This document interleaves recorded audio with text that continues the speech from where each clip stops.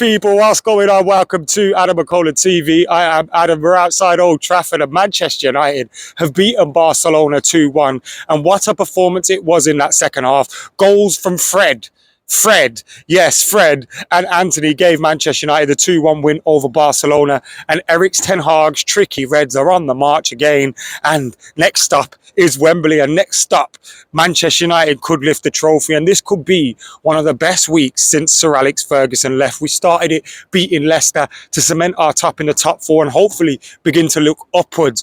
Then, in the middle of that week, we managed to beat Barcelona, having gone behind. And in my opinion, this is a compliment to Manchester United, by the way.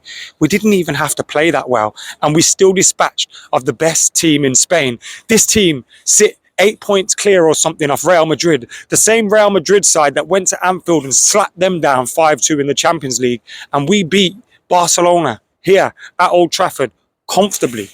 They went in front in the first half for a penalty, a very, very soft penalty, but a penalty that you're going to get in Europe and a penalty that isn't going to be overturned by VAR. It wasn't overturned in the end, and a penalty was given. Lewandowski dispatched it. David De Gea got very close to it. When you're getting that close to it and you're getting a hand on it, I do feel like you got to save it, but it was a penalty that was scored by Lewandowski to give Barcelona the lead. And United had started the half very, very well.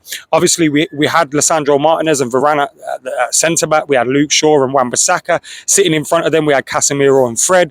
And then ahead of them, Bruno Fernandes out on the right. Jadon Sancho occupying a central position. Wout Weghorst ahead of him. And Marcus Rashford on the left. And it was something that worked in the opening minutes. We created a chance for Bruno Fernandes down the right-hand side. A very good chance. He should have scored. He didn't. It was well saved by the goalkeeper. Jadon Sancho had a few bright moments. But then Barcelona go down the other end. They get a penalty. It's soft. They score that penalty. And United seemed to be rocked by that. The crowd seemed to be rocked by that. Nobody was really performing well in the first half. We kept giving them the ball back. Fred kept giving turnovers over. The midfield wasn't keeping the ball. The attackers weren't really getting a sniff. And, you know, the defenders were under the cosh at times. And Barcelona probably deserved their lead in that first half. But Manchester United's performance was woeful. And then at half-time, we see Anthony come out to warm up, and I thought it was the substitution of Anthony that absolutely changed things. Not only was his performance very good, but in terms of the way we shaped up tactically then, Wout Weghorst went off the pitch. I don't think Wout Weghorst was particularly good today. I'm not going to lay into him. I mean, the geezer's a stopgap signing, do you know what I mean? If we could have got our first choices, they would have been here and he wouldn't have been. So I'm not going to lay into him, but Wout Weghorst went off. Anthony went to the right. Sancho went to the left. Rashford went through the middle. Bruno sat behind him. And when we had all those players in their usual positions, we just looked a whole lot better for it. Bruno Fernandes gets an assist. Fred gets a goal. Manchester United a level. 1-1. Very good finish from Fred. And after the first half that he and the team had, not just him, because granted Manchester United were poor on the whole in the first half. After the first half that the team had and Fred had, for him to come out and put in a performance like that. Because I was sat there at halftime thinking, take off Fred right now and get Sabitzer on. I was thinking that before the game started. But Fred came out and in the second half he was absolutely phenomenal, possibly man of the match as well. I think he was given the TV's man of the match. Anthony was very good as well in terms of keeping our shape, keeping the line, and of course impressing off the ball and on the ball. He was looking very, very lively and dangerous as well. But getting that goal from Fred was just the one we needed. And then I turned to my mate Neve, who was sat next to me today, and I went, we're winning this game. I felt confident all day that we were going to win this game. And once we got to 1-1, with so much time to go in the first half, I was pretty sure we'd do that again. And we got the goal through Anthony after some good build-up play. Fred gets the ball. I think it was Fred's assist for him. So we got a goal and an assist. And then Anthony bends it into the corner. And Anthony has been a man that has come under so much criticism from different Manchester United fans and different factions and different opposition fans. His price tag attracting a lot of it. But Anthony's goal was absolutely fantastic. And when you think about some of the performances that he's put in, some of the goals that he's put in, I think some of the criticism that he gets is really, really uncalled for. He's important to our shape. He's important to what Erik ten Hag wants to do tactically on and off the ball. And today, crucial goal. That will really make him feel at home at Old Trafford. I think it's 6 or 7 for him for the season now. And what a goal it was. And you weren't looking back from them. I know David De Gea had to make a really good save from a header. I'm not sure who it was from, as I can't remember. But apart from that, Barcelona didn't really threaten. I think there was one that was cleared off the line by Varane from Lewandowski after he kind of went in and got the ball past David De Gea. The offside flag did eventually go up. But that was really towards the end.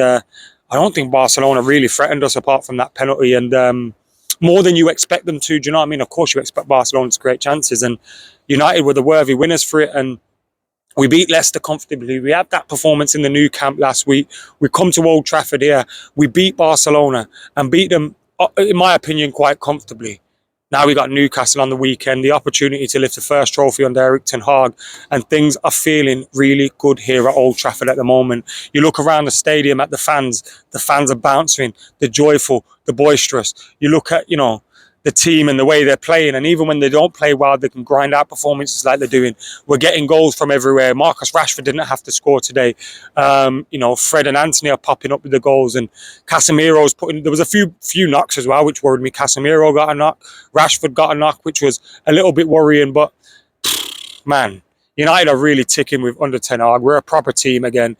No one will want to face us in the next round of the Europa League, and we've got a chance to win a cup on Sunday. And the momentum that this Leicester victory has done, this Barcelona victory has done really good, and hopefully that will take us into the game on Sunday, and it will mean a trophy. I was about to say 3 points, a trophy for Erik ten Hag in his first season. And where do we go from there? Do you know what I mean? We've got a big chance in the Europa League.